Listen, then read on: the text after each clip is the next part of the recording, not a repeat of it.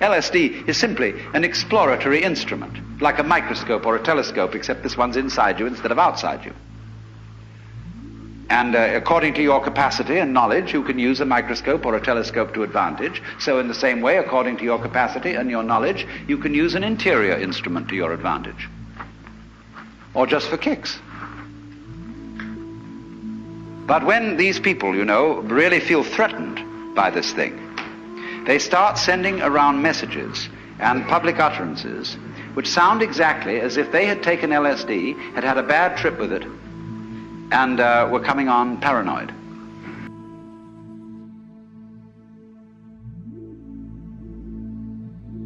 The term higher consciousness is often used by spiritually minded people to describe important but hard to reach mental states, at rare moments when there are no threats or demands upon us, perhaps late at night or early in the morning, when our bodies and passions are comfortable and quiescent. We have the privilege of being able to access the higher mind, what neuroscientists call our neocortex, the seat of imagination, empathy, and impartial judgment. We loosen our hold on our own egos and ascend to a less biased and more universal perspective, casting off a little of the customary anxious self-justification and brittle pride.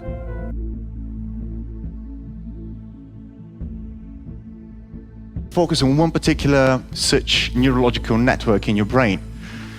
This is the default mode network, and as you might have guessed, it is your default functioning mode inside of your brain. That is a default functioning network of neurons in your brain that is largely responsible for your human consciousness and perception as well. So you tell me how often you use this network. It's active pretty much all the time. And the thing with this network is that it's active by default, and after the ages of 6 to 12, it gets so reinforced in your brain that you're not really able to think outside of this neurological network. Well, because of this loopy automatic network, we are kind of the way we are. And psychedelics have been found to have an absolutely profound effect on this network in these two brain areas.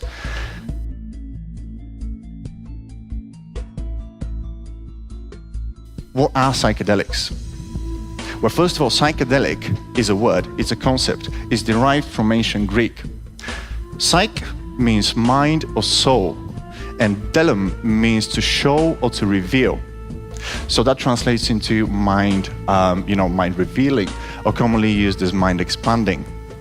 And I'm going to focus particularly on one specific kind of them today. These are called the serotonin receptor agonists. LSD, psilocybin mushrooms, and DMT, also known as ayahuasca. Out of these three, I'm going to focus on a particular one, and that is the psilocybin mushroom.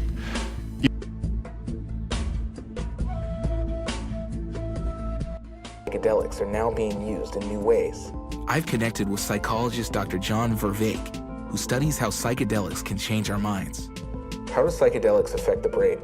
What you can do with psychedelics is you can expand the number of states that the brain can get into. And then this can introduce what's called cognitive flexibility into people's cognition. Why are psychedelics being studied today? There's some preliminary but growing evidence that this can help with certain issues, people dealing with PTSD, people dealing with depression, people dealing with various kinds of addictions.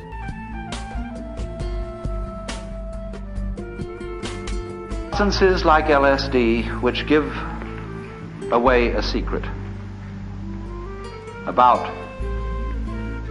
the nature of the social game, the human game, and what underlies it, are potentially dangerous, of course, like any good thing is. Electricity is dangerous, fire is dangerous, cars are dangerous, planes are dangerous, but not so dangerous as driving on the freeway. The only way to handle danger is to face it. If you start getting frightened of it, then you make it worse, because you project onto it all kinds of bogeys and threats which don't exist in it at all.